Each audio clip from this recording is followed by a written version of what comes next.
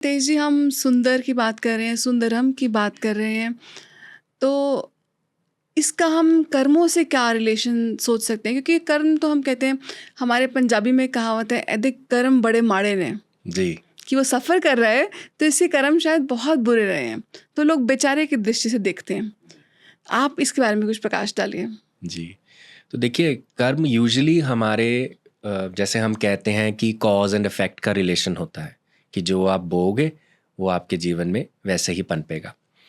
पर यहाँ पे जब हम सुंदरम के साथ इस कॉन्वर्सेशन में जब मैंने अंडरस्टैंड किया, तो सुंदरम मुझे 2 कॉन्सेप्ट्स यहाँ पे बताता है, और वो है कि व्हाट हैव यू हेल्ड, कि आपने अपने अंदर क्या रोक के रखा है, and what have you freed, आपने अपने अंदर से क्या फ्री करा हुआ है।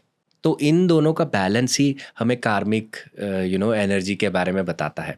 जैसे फॉर एग्जांपल, हम ज़्यादातर सोचते हैं कि जब कोई व्यक्ति बुरे काम करता है, अच्छे काम नहीं करता है, लोगों को पीड़ा देता है, दुख देता है, वायलेंस क्रिएट करता है सोसाइटी में, तो उसके बुरे कर्म बनते हैं।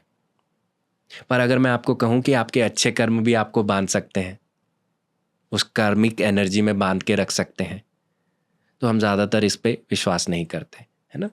ऐसा क्यों? क्योंकि प्रॉब्लम यहाँ पे एक्ट्स में नहीं है कि कोई अच्छा काम कर रहा है, कोई बुरा काम कर रहा है।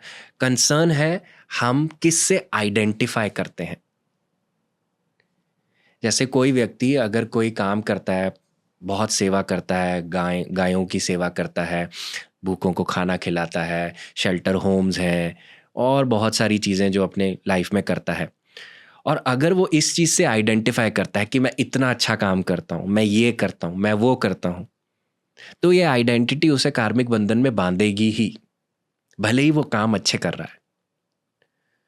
तो अगर हम कार्मिक एनर्जी से क्लियर होना चाहते हैं, इससे बाहर निकलना चाहते हैं, तो हमें ज़्यादा चीज़ें फ्री करके चलना चाहिए। Don't hold anything to you, because अगर आप ज़्यादा चीज़ें पकड़ के रखोगे, चाहे वो आपके अच्छे हैं, चाहे वो आपके बुरे हैं, तो वो आपका कार्मिक एनर्जी बनाएंगे ही। अच्छा भी तेरा, बुरा भी बुरा तेरा। भी तेरा, वो सब कुछ उसका है। बट एक्चुअली ऐसे नहीं कर सकते। इसमें भी एक लूप है, क्योंकि बहुत सारे लोगों को लगता है कि अगर मैं बुरे काम करूं तो वो कहते हैं कि हाँ, ये तो भगवान। ये अंडरस्टैंडिंग समझने के लिए हमें अपने अंदर उतरना बहुत ज़रूरी है कि जब हम बात करते हैं कि वो सब उसका है, ये कहने में बहुत आसान है, पर इसको एक्सपीरियंस करना बहुत सटल स्पेस से आता है, और यही हमारी एक रिफाइनमेंट, हमारी स्पिरिचुअल रिफाइनमेंट को शो करता है। तो अगर हम सब काम उसकी इंस्पिरेशन से करें, मैं ये शब्द बहुत यूज़ करता हूँ कि इंस्पिरेशन, कि अगर मैं बोल भी रहा हूँ, मैं किसकी इंस्पिरेशन से बोल रहा हूँ।